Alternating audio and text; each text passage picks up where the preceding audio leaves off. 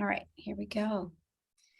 So, welcome. And I also like to begin with bringing us in, doing a little grounding, centering meditation to have us just come present, connecting with our hearts.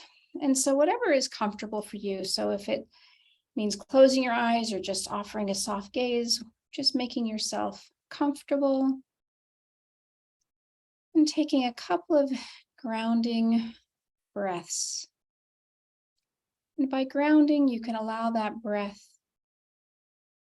to feel as if it is expanding the lungs and coming all the way down to the belly and offering up some anchoring to your system, to your being, bringing you more fully into this present moment. And then your next breath, you can bring your awareness perhaps to your feet, letting them feel the earth or wherever your feet are. Mine are underneath my bottom. I like to sit on my feet or sit easy sit position. So whatever it is that makes you feel connected to our earth. And with the next breath, you can bring your awareness to your heart, allowing your heart to be open to you, perhaps even offering gratitude for you being you, for showing up just as you are, with a willing heart, with self-compassion, and with curiosity. And now I invite you on your next breath, as each breath brings you more and more present, to bring your awareness perhaps to the crown chakra. And in this way, you can intend to open to your higher self, to your wisdom, to your own guidance, knowing that you have everything you need. You are automatically connected.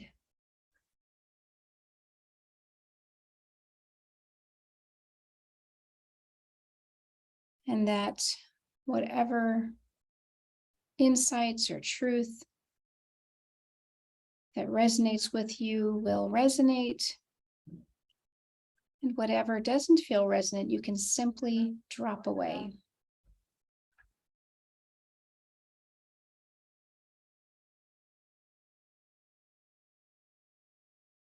And as we come together as a group, there is that energy of reverence that we can hold space for one another, even though you may not need or feel compelled to ask questions or anything, but just knowing this is a sacred space of curiosity, of exploration, of discovery for your soul's journey, connecting in with your soul's purpose, your truth, your power, your joy. And you can just bring that last conscious breath into your being as you slowly come back to this group, into our topic. And I will go ahead and share my screen. Okay. So you can see the screen, correct? That has the,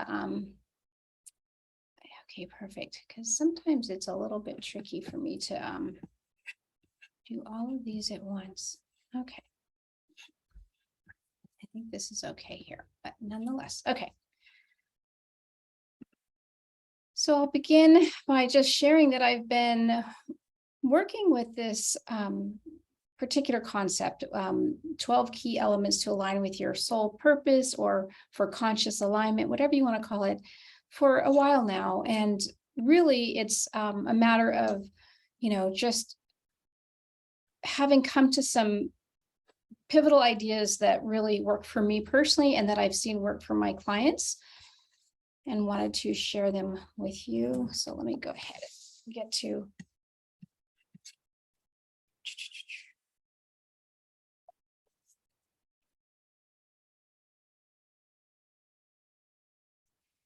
So each month I've been offering a different key element for aligning with who you're here to be. And it's been a series, but each class or offering basically stands alone. You don't have to feel like you need to have learned anything from the past in order to show up where we are today.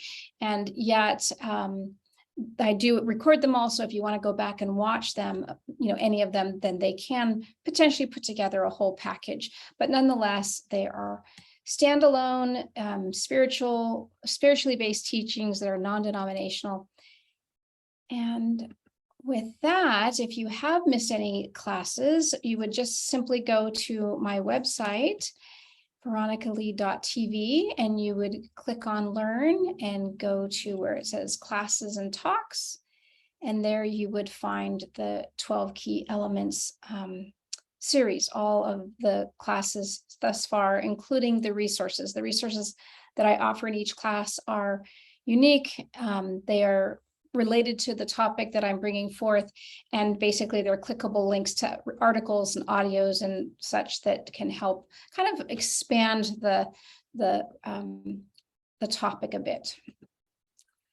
So my name is Veronica Lee. I'm a natural intuitive, as we all are. The difference is that sometimes it comes in much stronger in some lives, and sometimes it's nurtured, and I had a little bit of both. So I was born into a family that my mom, essentially, she was pretty much a single parent most of my life, was a metaphysician who brought me into this, kind of woo-woo stuff when I was just a toddler. And so I learned everything to do with, practicing, visualization and, manifesting and meditation. I had to sort of meditate in order to get well. She's not a Christian Scientist or anything, but nonetheless, it was, this expectation that we could, move through any kind of obstacles with creative visualization. And so anyway, from there, I wanted to kind of be normal, and that didn't work out so well. So I decided it would be best to kind of do what I'm here to do, which is to work with my natural gifts. And so for the past 17 years, I've been working as an intuitive and as a spiritual mentor, basically guiding people back to who they're here to be. I have been writing for Om Times magazine since about 2012. I haven't written an article for a while, and I have been teaching all kinds of classes, including intuitive skills, which I did teach with my mom for a number of years. She was teaching well before I started teaching, but she passed away in 2018, a few days, 10 days after my husband passed away. So I did not continue teaching intuitive skills on my own, but I do all kinds of other types of teaching. I'm very interested in more soul work versus the skills. The intuitive skills are interesting to me. I teach them. I do teach a class on accessing your Akashic records, but where my heart lies is in this deeper soul work. So to go on to the actual 12 key elements to align with your soul purpose, I created sort of this acronym of RISE, feeling into what are the energies that really move us from, let's say, where we are into what we've come here to be and do. And what I, with those acronyms, and of course you can read yourself, but I'll go through them. I created, 3 R's, 3 I's, 3 S's, and 3 E's. So recognize your true self, remember your purpose, renew your commitment, instigate change, illuminate your intentions, implement your intuition. And last month we spoke about separating from unsupportive patterns, Tonight's topic is going to be about seeking support and surrounding yourself. And then next month, show up and step out.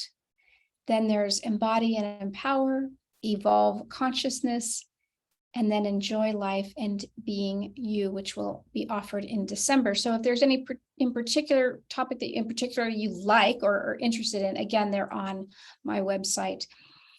So what I find a little interesting about working in this way is that sometimes people come to me because, well, I shall say most of the time, people come to me because they're at some stuck point. There's something that's going on in their lives that they're sort of like, oh my gosh, I don't even know what's going on, or I hit this wall and I'm confused about which direction to go, et cetera. And it's because they're at some kind of transformation. Oftentimes they come to me because I do intuitive readings. There may be people who come to me because they're looking for sort of the answer, as if it's going to be handed over in this little cute little, package and say, here, this is going to fix everything. This is going to be the answer, right?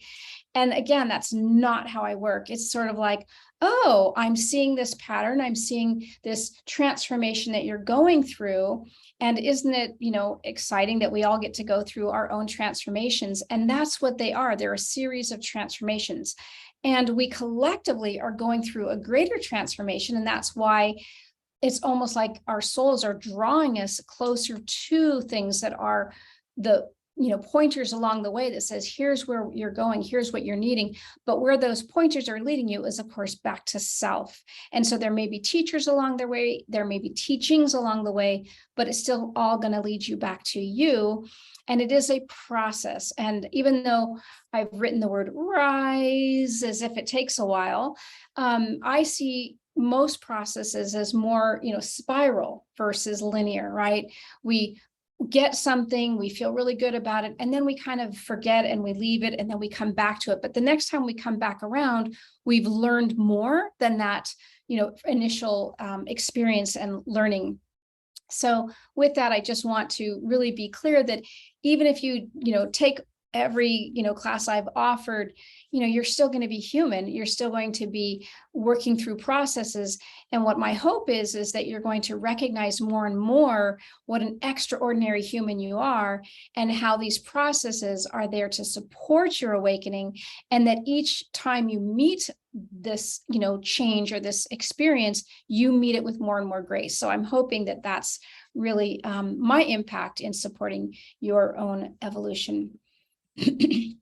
So this is our topic tonight. Key element number 8, seeking support and surrounding self. And I won't go too much into, number 7, which was separating from unsupportive patterns. But I do want to cover that because these two are highly, related. Basically, whenever we decide to make some kind of a change, and I will say this from both a practical everyday level, as well as a metaphysical, deeper soul level, there will often be this separation, right? If you think about it literally from birth, it's like, in order to, be born, we had to separate from, that womb that kept us, incubated and growing and expanding, but we could only go so far within that womb, and we had to be birthed. And from that point, we literally had to be cut off, right? Our umbilical cord was cut fairly soon after that birth that says, okay, you are actually separate now, or this is the belief anyway, right? But that was only physical. We obviously know that we are never separate from source, from our own higher self. But nonetheless, each of these transformations often includes some kind of a separation. Now, when we're in a life that is experiencing probably trials and tribulations that don't feel so good, or maybe it's not even that it's hard, it's just sort of not empowering or not supportive, and we want to feel more free and more expanded, then it becomes a conscious decision to start to separate from those things that don't serve. So those things that don't serve could be, it could be people, unfortunately, that's really a painful one. It could be habits. It could be the media. It could be, certain places that just don't feel good to you anymore. It could be all kinds of things. When we start to move away from things, oftentimes there might be a little bit of a pause in between where we are trying to sort of discover ourselves and calibrate, like, okay, what does this mean for me now that I don't hang around those people, or now that I'm not doing this anymore? And of course, we've had this, global, 2-year recalibration time that we're forced to be pulled out of situations, even ones that we enjoyed, and be with ourselves during that time, and kind of rediscover what is it that makes me happy? What is it that I really want to do? And now that we've been emerging, coming back into relationships and experiences and situations, I'm hoping that they're becoming more and more conscious and deliberate. And even if it's not, perfect and ideal, because sometimes it's like, oh, I had to get back to work and I had to do things a certain way. We still are always at choice to create and draw to us environments and situations and people that are really supportive of who we are. So what I want to say to that is, I want to take this a little bit deeper for just a moment, and then we're going to go through this, but I just want to follow this last thought. I have a lot of clients who are actually, their lives are okay. They're not in crisis, right? It's like their financial needs are met. They're in a content marriage. They're, have a decent job, whatever. It's like there's nothing so-called wrong with their life. And there's something deeper that is longing to be expressed, longing to come forth. And sometimes it's even hard to identify that. And each Monday I do what I call a weekly transformational forecast, and I put it on YouTube, and it kind of feels into the energy of the week. I've missed it twice in the past, 16 months or so. And last week was one of them, because I did go down and visit my kids down in Southern California. But today's version was really feeling into this energy where we might feel a little bit scattered, because as we expand, it's like the feelers go out, and suddenly we kind of recognize there are a lot of choices out there. There's a lot of potential out there, and maybe I'm wanting more. So there's nothing wrong with us. It's just the sense of there's this calling, or this interest in potentially more. But what we're really looking for is more from ourselves and of ourselves, but not in this harsh, like you need to push harder, but more of, wow, there's some untapped potential in here. There's some deeper soul connection that I can make with myself to discover who I am and what I have. So that's what I'm looking at.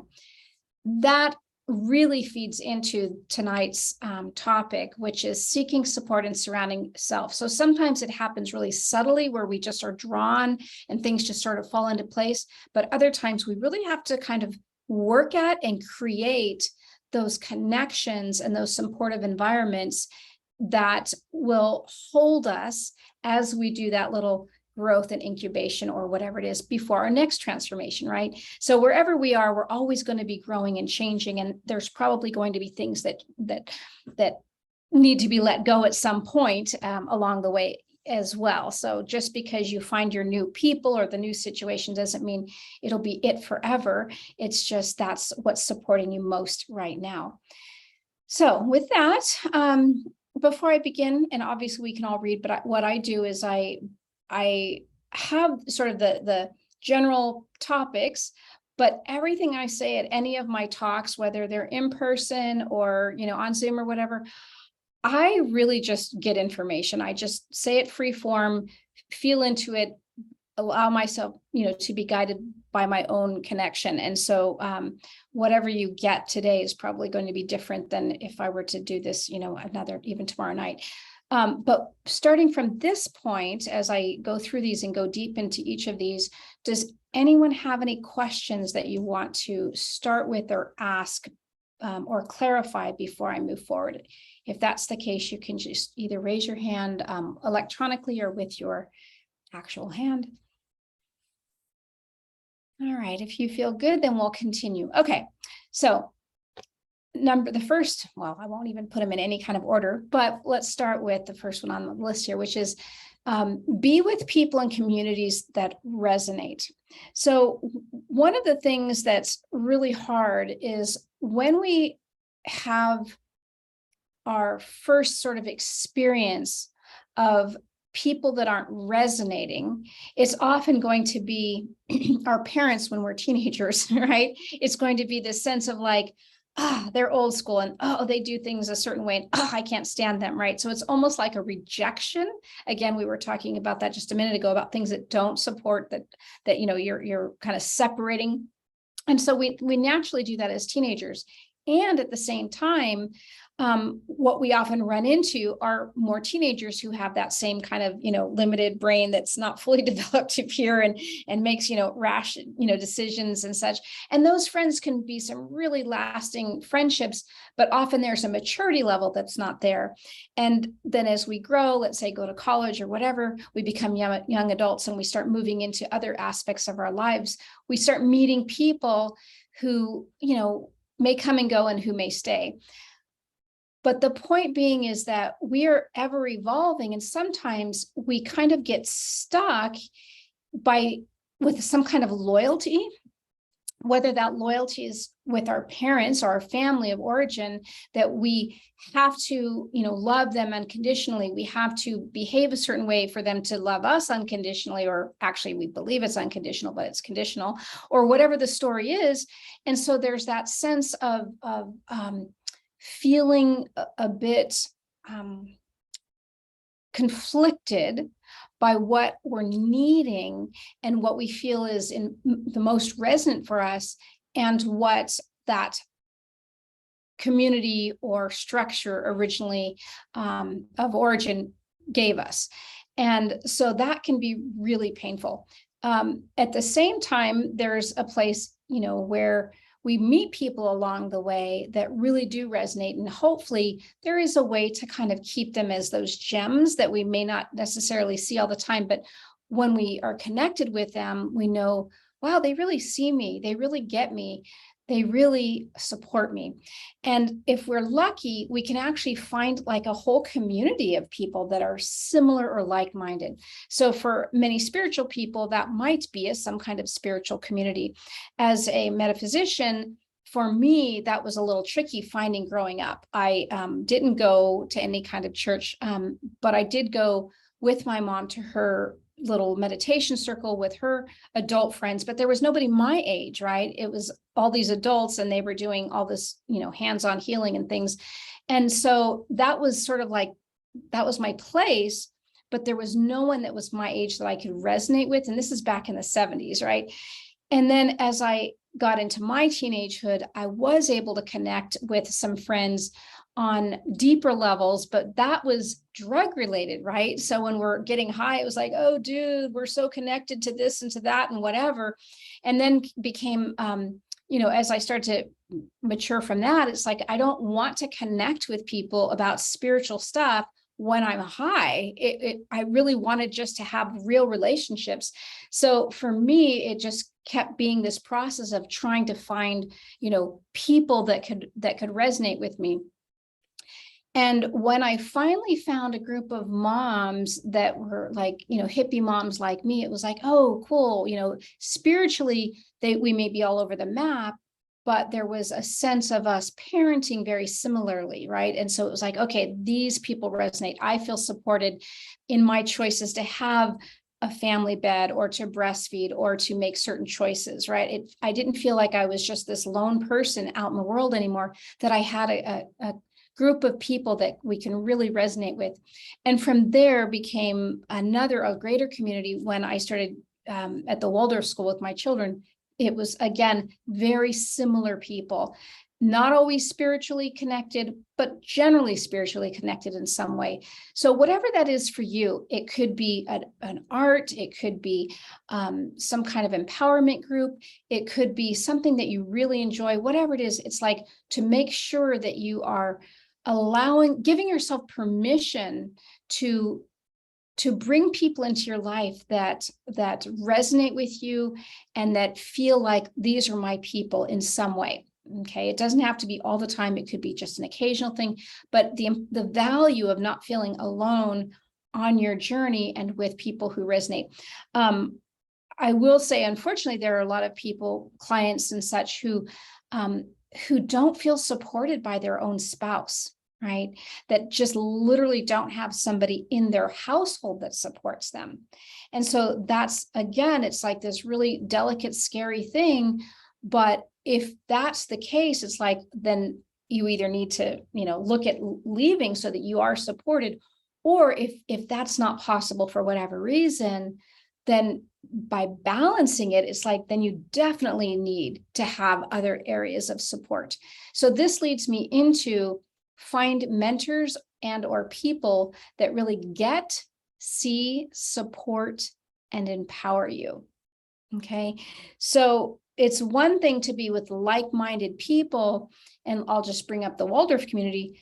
There's all kinds of people that come to a Waldorf school, right? And so it's just like, we may have some commonalities, like, oh, generally speaking, we don't let our children watch TV. And yet I found when I let my oldest, who's now 28, go to one of her first play dates with a friend when we were, I think she was in like 4th grade, I found out they let her watch some scary movie. And I'm like shocked, because I thought we were on the same page, right? And it wasn't communicated. So even though the unspoken energies and rules are there of like, here's how we behave, here's what we do, here's what we generally agree about, there can be some surprises in there. And or there are people who in general, even if you have the same sort of fundamental ideas, that you're just not going to clash. I mean, you're not going to be in sync with it. There will be some kind of clash perhaps there. So it's really important to have people, and especially those closer people, who really get you and who really see you and who really support you and empower you. And what I mean by that is, let me feel into this one a little bit, because it's like, it's so duh. It's like, oh yeah, no big deal. But I want to take this a little deeper. When I say somebody who really sees you, here I was raised in a metaphysical family. Here I had a family psychic who married me, right? And yet everybody in the family kept telling everybody that it was my cousin who was going to be the next psychic in the family, right? And she's like, I don't want to do that. And I'm like, I'll do that.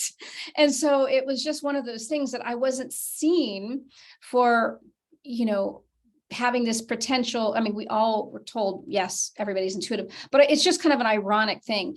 My point being is that even though I was appreciated, there are parts of me that weren't really seen.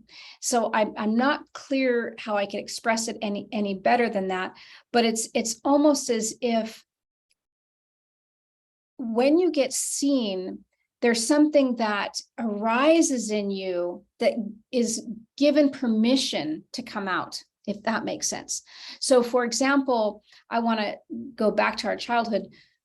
When we are young and we say, oh, my friend, is having tea with me, our adults around us are going to tell us, oh, there's no one there. Oh, you mean your imaginary friend? Well, what if who we were having tea with was, grandma who passed away a few years ago, and we see her and she's absolutely real for us, and we're having this interaction. And as soon as it's shut down by everybody around because they can't see grandma, then it becomes not real anymore, and it becomes hidden and tucked away, right? So in the seeing, the idea is that it sort of rekindles what's already there that wants to grow.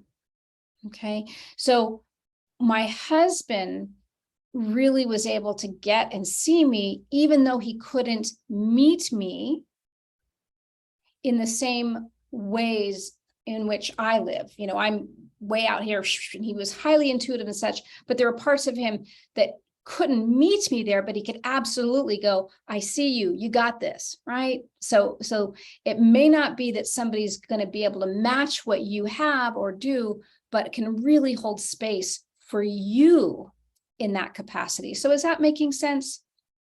Yeah. And of course, the hardest part is empowering, because sometimes people will see you really clearly. Now, this is a Scorpio moon kind of a thing, or any kind of Scorpios. A lot of Scorpios are very good at seeing people, but often they'll see like the dark hidden stuff. And of course, it'll be like, oh, you always do this. And you're like, damn, they got me right. They pegged me on this really bad, habit I have, or they're seeing me right in a way that I don't want to be seen. And so that's a good thing, because you sometimes do want your friends to call you out on it. I don't really like that part. And I try to avoid that, but I will say my kids will sometimes call me out. And I'm like, there was one time I was sharing with them about my wounds. And I'm like, I can only deliver so much because, of my wounds. It's like, there's going to be this part of me that wants to hold that heart protected. And my oldest said to me, but that doesn't mean we're not going to still want that from you. And I'm like, damn, you're asking so much of me, right? And so somebody who wants you to rise can ask this in gentle ways. But the point being is that rather than criticize, which disempowers, by saying with an invitation, that's empowering. It's like, we want this of you, and I believe you can rise to this, right? So it doesn't mean that there isn't a criticism there. It's just, what is that delivery, and what is the intention behind any perceived criticisms? So empowering people is that, yes, I believe in you, even if I can't see it, or even if I, am uncertain, I absolutely hold space for you. That doesn't mean enabling. Okay. That's a whole different topic. And enabling is really, really sticky and confusing, because we often really want to support people, and we want to be supported, but sometimes it can be a little bit of a slippery slope in which suddenly you're enabling somebody, right? Where suddenly you're helping them do for them what they can do for themselves in ways that are just holding back their growth. So empowerment is key, not because somebody's giving you their power, but they're believing that you are powerful. They're believing that you have what you need, and or help you get to those tools. So when we think about our little children, we don't say, oh, just, do this, too bad, you'll figure it out, most of the time. It's, oh, we show them, we teach them, we guide them. And I was recently talking with another parent, and he has two little girls, and the littlest one, I think, is about 1.5 years. And the older sister is, I think, about 7. And the older sister kept wanting to lift the little sister up onto the rock. And the rock was, not very high, but high enough. And the father's response to her was, hey, remember, we don't lift her. She needs to be able to climb that herself. You can guide her, but she needs to be able to climb it herself. Because if you put her up there, that's not too safe for her, right? And that's that sense of the difference between empowering. Empowering might be like, yes, here's where you put your foot, and guiding, and enabling, which is lifting them up. And then you might potentially put them in a situation that's uncomfortable. And with your friends, it's this, hopefully mutual empowerment. So I'll pause for a moment. Any questions about anything so far? Anything that's coming up for you as I go through? All right. So the next part is creating environments that support you and bring joy.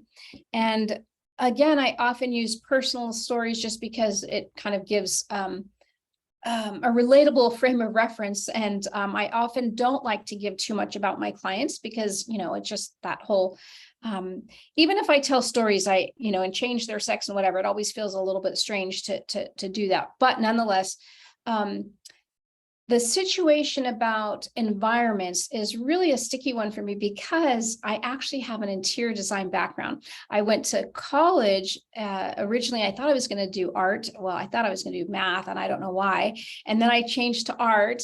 And then I thought, okay, I don't like dress strangely like these other kids, and I have a little more structure to me. And I suddenly realized, oh, design. And that's where I understood that the art and the math kind of came together.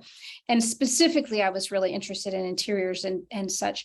So my environments are important to me. It's like, this is why I have my office, because it gets to be like untouched by my children or whatever.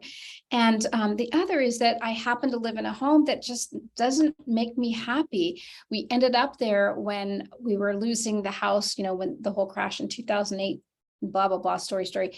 Anyway, so it was a saving situation. We were able to, move into this home, and I've been there now for 13 years, but it's like, it doesn't have the beauty I want. It doesn't have, and yet what I recognize is that I can still create the best I can. Now, my critical eye is going to see all the wrong things with it because that's just who I am. And yet I can do the best I can, on a budget or whatever, to create a sweet and beautiful environment for me. And lately that environment has been out in my garden. And it's just like, I have to laugh. My garden is not turning out so well this year. And I'm like, I'm basically watering plants that are supposed to be bearing fruit, but they're just plants, but it's okay. They're just plants at this point. But the point being is that it brings me so much joy. This seeing the line of, the tomato plants, in spite of no tomatoes coming off, it is so pretty. And seeing the line of, the squash they are starting to have flowers, but just seeing the flowers coming out, it's like, it's this environment, right? And it's, again, I'm looking at the things that are imperfect about the yard, because that is such a habit for me. And yet it's this idea of creating these environments that bring joy. I didn't include it today, but I could at some point. Oh, and during each class, I can go ahead and include it now. I do put in the chat, and hopefully the chat will let me. Let's try this.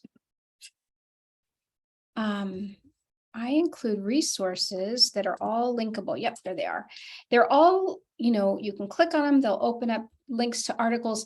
But there was an article that my mom wrote. I have several of her articles on my website, and one of them is called, I think it's called 1,000 Altars in Every Room or something like that. I'll look for it. But anyway, but this idea that she got so excited about that, in Buddhist temples, this idea of having 100 altars in every room or something like that, or 10 altars in every room. And if you have 10 rooms, it's whatever. And if I feel into this idea of our home being this temple, or our work environment being this sacred space, our desk being a potential altar, right? What things make me happy that bring joy? And so the environments might be, when you go to the beach, yes, you're at this beautiful space, but what makes your space sacred for you? So it doesn't have to be a permanent structure in your home or at your office. It could be simply your car, whatever those environments are that support you in who you are and that bring you joy, right? And I know a lot of people name their cars because it makes them feel related to their car.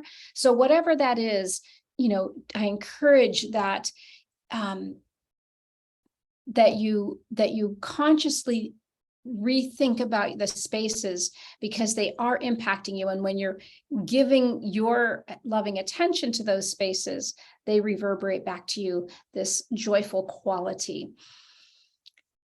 Okay. And now, similarly, it moves right into cultivating beauty, serenity, and flow. I think part of the reason I became an interior designer is my mother had no sense of taste, no sense of style. She was just so like, she took my aunt's hand-me-downs. My aunt would always get a new, hair and be like, I'm going to redecorate the whole house every couple of years, 3 years, 5 years, whatever it might be. And then she would just decide she didn't want her furniture. So my mom would end up with it. So we ended up with like a hodgepodge of whatever my aunt didn't want. And then she'd think she'd have some kind of style. And it was just like, no, Mom, please, So anyway, so I feel like my interest in beauty and design does come from me being a Libra, I will say, but also comes from sort of this like need to have something beautiful, because my mom was like, her taste was just not mine. So anyway, but whether that beauty is in whatever it is you put your hands on, I love arts and crafts and knitting. It's like this idea of creating beauty. I actually teach at the Waldorf School. I teach 2 days a week, and I teach knitting and crocheting to little people. And what I love is the parts that when I see the children, not just learning how to knit, but when their work has these nice quality of stitches and their work looks beautiful.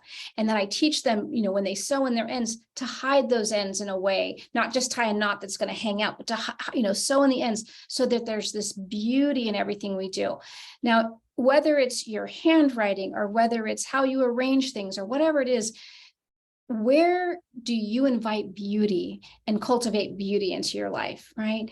And sometimes it might even be just observing beauty, the sunset, or a leaf or whatever it is. It's this need. It's almost, I would say, a soul need. It's just like nourishment for the soul to experience and communicate in some way with beauty.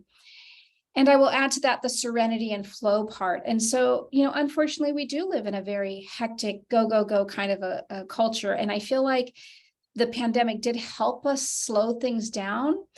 And at the same time, there's, for the families who, let's say, had children, they suddenly had to homeschool and work, right? My daughter works remotely, and in doing so, she said that she actually started to work more. She's a single woman. And she said, at least before, when she'd leave the office, the computer stayed at the office. Now her computer was in front of her. She lived in San Francisco at the time. She couldn't go to nightclubs or anything. So she would just end up working more, right? And I think with that working more, the expectation from her company started to rise for everybody. So it actually ended up increasing a lot of people's, workload.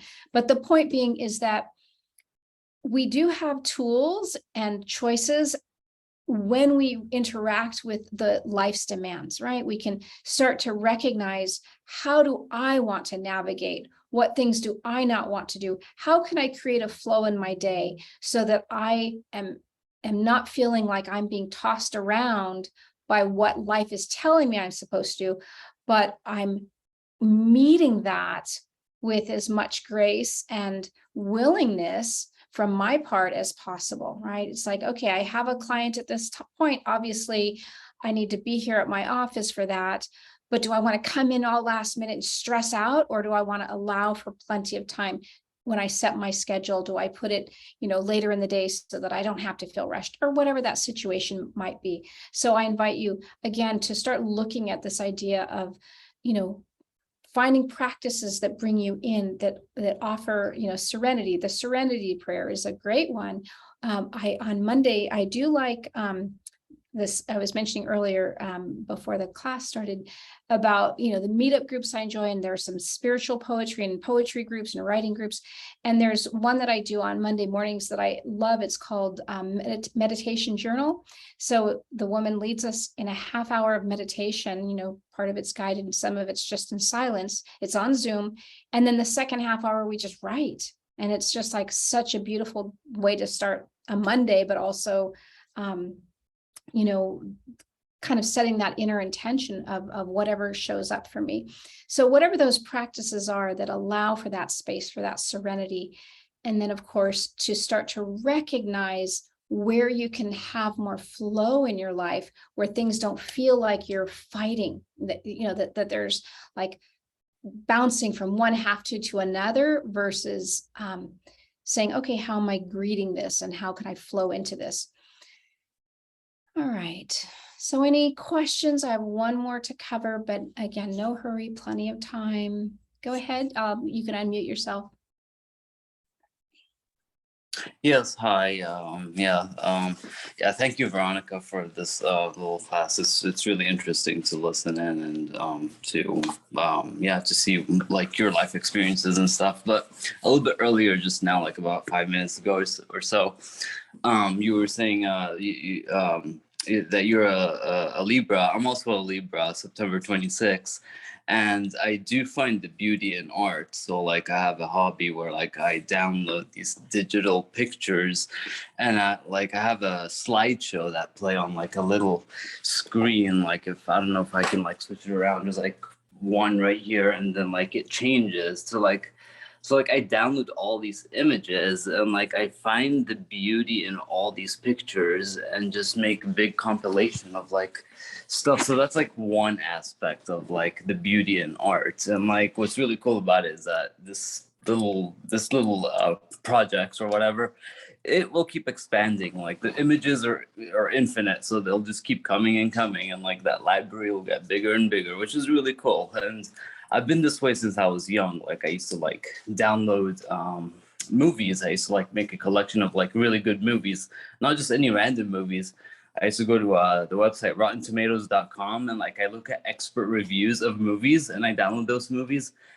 because those are the really good movies with really good plots. Because I'm not really into action, like specifically action or specifically comedy, but like as long as the movie has really good comedy and really good action and all that stuff, that's all that matters. And like that, just it builds on that too. So like that's, I guess that's one form of art as well. But I mean, yeah, Absolutely. yeah. Yeah, So absolutely. My son, he's an actor, you know, and works, you know, lives in Hollywood. And anyway, but he loves creating, you know, the SoundCloud with the music, and he does this whole DJ mix, and, you know, and he'll, you know, even the Instagram posts, right, that some of these kids can make are so beautiful. It's like, wow, they take a picture of a flower and then they put it to music, and it's like, and some, you know, and it just becomes its own art form. And it's like, we have this opportunity, whether it's digitally or practically on our desks or wherever, to right. not just notice beauty, but to start to cultivate it and bring it in, because this is who we essentially are. We are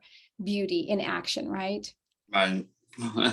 And yeah, I thought that was really cool when you started talking about that, and when you mentioned you're a Libra as well. I was like, oh, Yeah, that's such a Libra thing, to love beauty, definitely. And I feel like and I jokingly, you know, my mom's an Aries, and so she's the opposite. I mean, like, well, maybe she just thought beauty was something different, you know, and I, you know, I love to joke about that. And then of course I ended up having Aries twins, and my mom's like, that's what you get for always, you know, complaining about Aries. So great. Okay, so I'll go on to the next one, which is making room for nature in your life, which really does go right along with this beauty element, because yes, you know, I live on several wooded acres, and I see the trees just like crashing into each other and all the dead brush that's coming down. And I'm thinking, oh, fire hazard. And thankfully, my landlord is doing a lot of clearing. So my eye does catch the places where nature can be chaotic.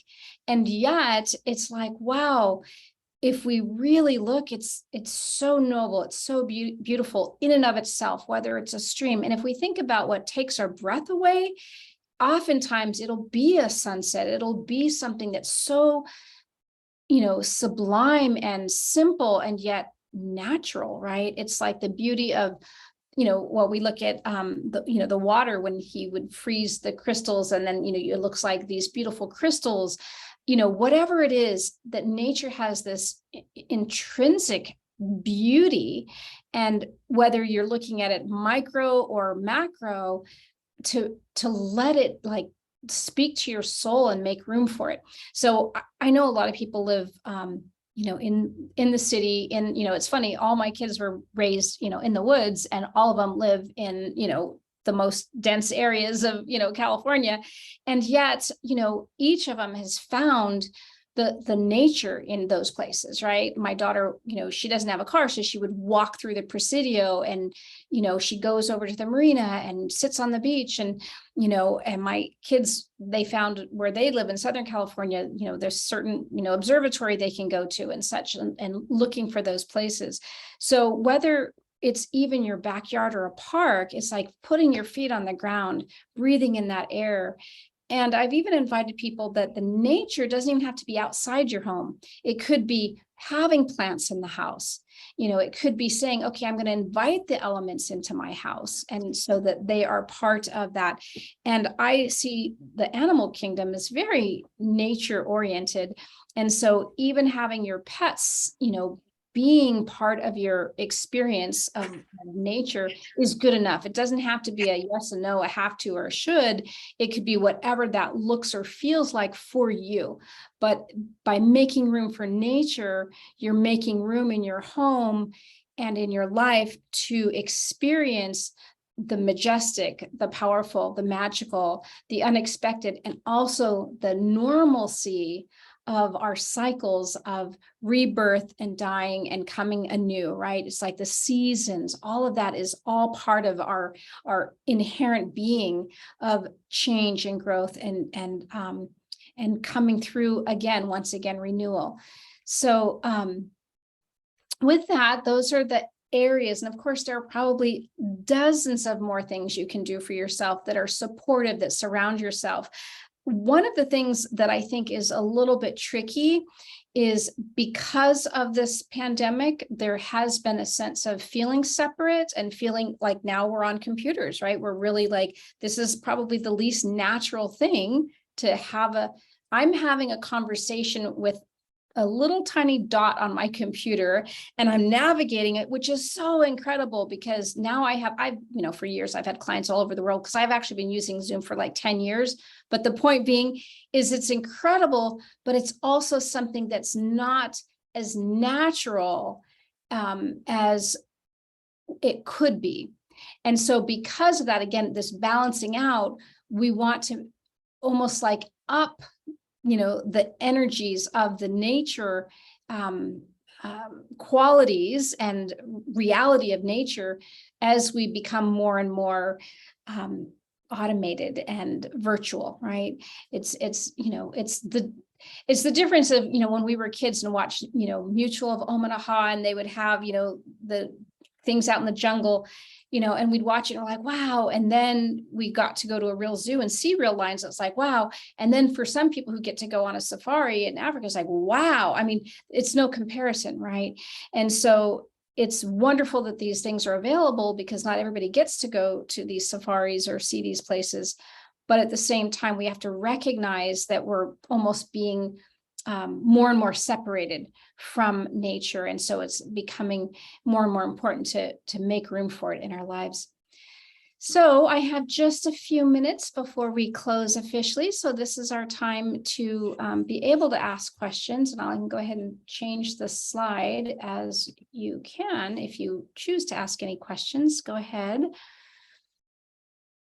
If there's anything that I touched on, anything that you wanted to comment about on, I did put in there the Discover, lots of articles. These are articles that are specifically related to the things we just covered tonight, including something to read, something to watch, something to listen to. I have all kinds of resources. I try to make them as accessible as possible by having, different formats. The meditation is from January of 2017, but it's, still relevant because it's just a meditation about connecting in with sunshine and feeling the joy in that. And as well, I have, if you're not on my mailing list, there's always the link that takes you there. But what I offer is free downloadable tools that will help you access your own Akashic records, as well as a whole PDF ebook on, awakening and really practicing your intuition. So I offer those as well. So any questions at all for anybody? Go ahead, Marianne, you can unmute yourself.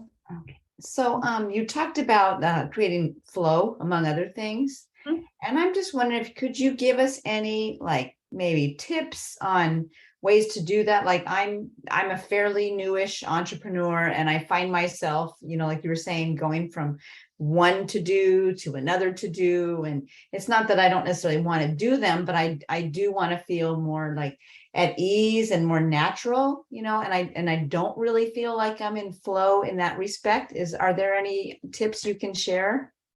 Yeah, I think that I'm going to say a couple of things. The first being is that we have to sort of shift from the mindset of an 8-hour day looking a particular way, especially as entrepreneurs. There's this belief that, okay, I have to get up this time and I have to work this way as if my boss were hovering over me. Mm-hmm. Yes, you could, but is that what you want? Okay, so really starting to go inward to honor, what would my day look like? How would I flow through my day? So it might be, I want to sleep in until 7. Mm-hmm. And I want to make sure I have a really nice breakfast, right? Mm-hmm. So how I often offer my flow is by really feeling first my own rhythm. I tend to be a night person, and I tend to like to sleep in a little bit, and I tend to like to take my time in the morning. So I honor that, and that helps me get into the flow. The other thing is when I recognize that I start to feel overwhelmed, like, okay, I'm in my office and, whatever. I don't bring my dog right now, but I usually bring her to the office, and she'll often just put her head on me like, let's go for a walk. So what if I didn't resist that?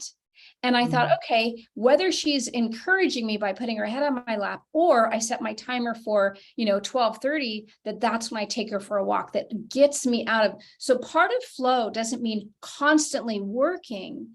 It Mhm. means allowing for the inhalation as well as the exhalation.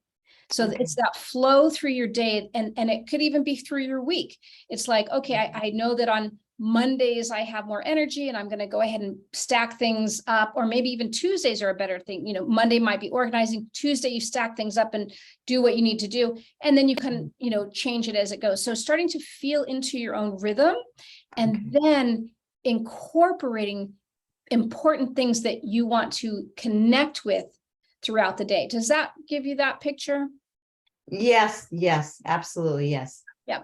And then the other thing I would say about the flow too is sometimes we can go into fear that if the flow doesn't match what this work belief ethic, that somehow our money will stop flowing, as well. So there is that piece that kind of can jar us a little bit.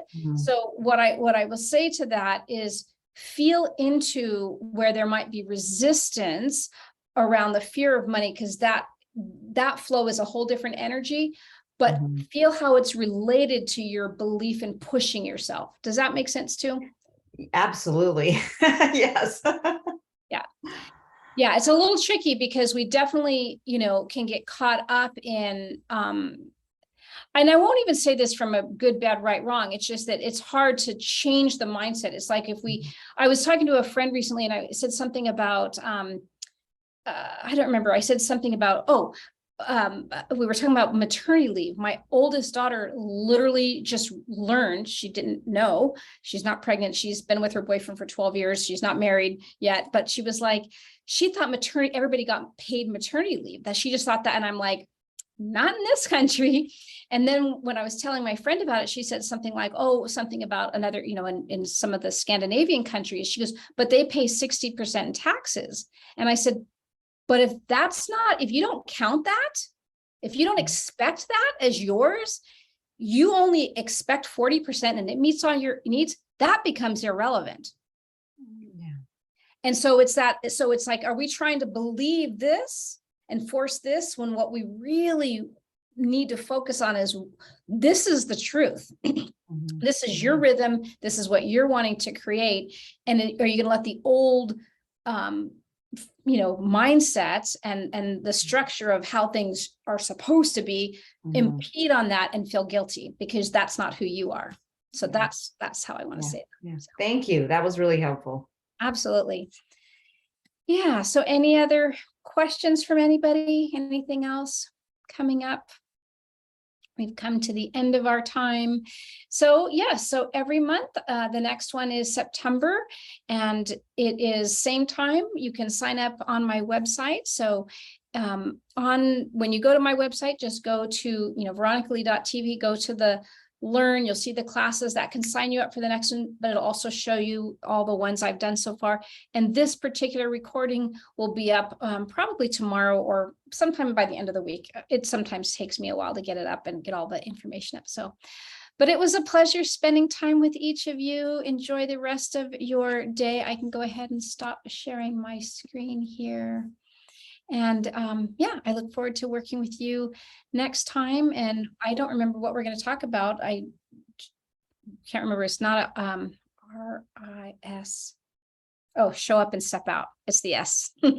So we'll talk about that next time. Bye. Thank you.